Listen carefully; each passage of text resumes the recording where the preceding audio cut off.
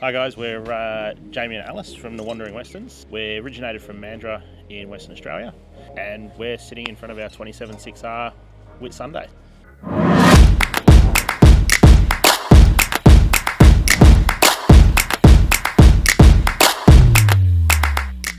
We started originally, like every young person does, in tents, and we thought, yep, that's cool, tents are great. We got to a point where we just wanted to roll up somewhere, open the door, sleep and enjoy what we have. The wife wanted a club lounge. That was a must-have. It had to have a club lounge. She did not want a princess layout. Our Caravan was a princess layout. So therefore it left us to a standard bedroom with a north-south bed. And she wanted a large club lounge, which went to the rear club of a 24.6R.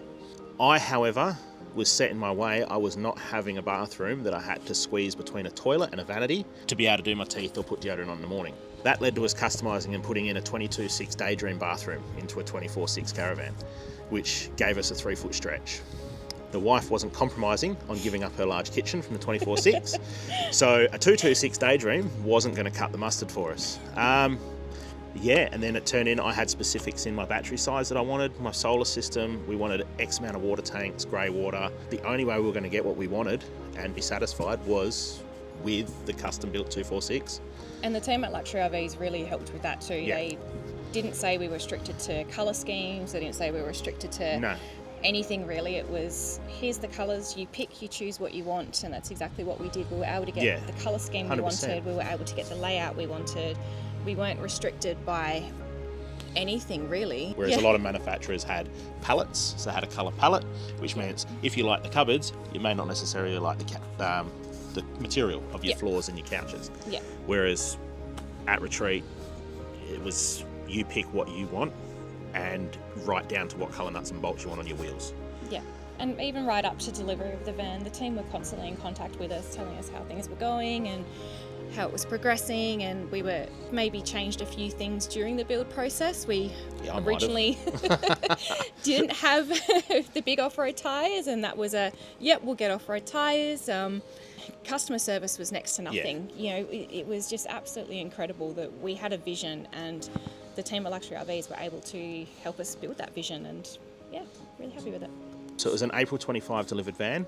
So far, according to our car, we've clocked just on 10,000 Ks in this van. Everywhere right up our northwest coast, we've been with this van. So we've been to Exmouth, we've been to Winderabandi, we've been through Coral Bay. We've crossed Yardie Creek. Yeah, we have crossed Yardie Creek. We've gone down to Tim's Thicket Beach down just south of Mandurah. We've been out to the bush, out towards Mount Cook Way. We've done Wellington Dam, south. We've done Harvey Dam. Been quite a few places. My favourite, as of today, would have to be Winderabandi, when we camped on the beach. When you can camp in the northwest coast of our Coral Coast and you are 20 metres off the crystal blue turquoise water surrounded by sharks and rays, it doesn't get much better than that. Far off snorkelling on the Great Barrier Reef, I don't think you're going to get any better. No. And, the van definitely handled it itself. I was a little worried crossing Yardie Creek. I do have a bit of a wine cellar in the van, and my first thought was, oh no, the wine's going to smash. But the van stood up to it. It was just incredible. So we've definitely been able to put the test on it as to the chassis build and everything within that van. It's been put on some angles that van definitely shouldn't be put on. Yeah, when people are behind you over the two-way telling you to stop because they can just about see daylight under the side tyres of your van, you've got it on a bit of an angle. But nothing falls out, cupboards stay intact, you can get in and everything works as it should. We both have our roles. She lets me get it into the site, she'll stand back and on a two-way she'll say stop if we're getting close to a tree or anything like that so we don't cause damage, but otherwise we don't have the arguments that some people have parking, it's just we do it. And then when we get set up, you run around, don't you? You get all the legs sorted, get the inside, get the hoses out, get the sullage hoses in, the water pipe, the electrical cables in if we need it.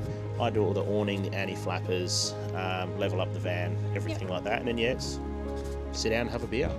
So straight after here, we head down south for a couple of weeks once the rest of the team leave here at Dunsborough for our annual June long weekend getaway, which is in Taunton Farm. From there, we head back Perth for the 2nd of June. And then when we come back, we'll go down south probably for around Christmas time. And then the year after that, going into 2027, we really want to be starting to crack down on our endless lap of Australia. I would love to try and pull this through Inskip Point, just for bragging rights, you know.